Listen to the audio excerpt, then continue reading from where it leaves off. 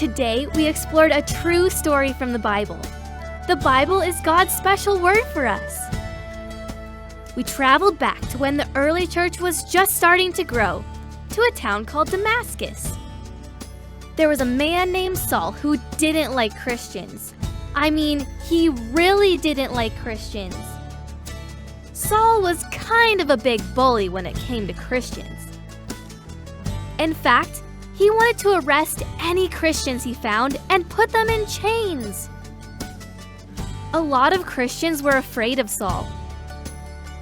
One of those Christians who was afraid of Saul was a guy named Ananias. Ananias had heard of all the terrible things Saul had been doing. Ananias wanted to hide from Saul. But God had a different idea. You can read all about it in the book of Acts, chapter 9.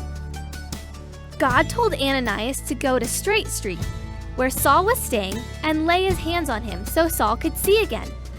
Why would God ask him to do such a hard thing? You see, on his way to Damascus, Saul had seen a bright light shine down from heaven. And he heard a voice saying, "Saul, Saul, why are you persecuting me?" It was Jesus talking. Jesus told Saul to go to Damascus and wait. When Saul got up from the ground, he couldn't see. He was blind. His friends led him to the city, where Saul waited and prayed to God.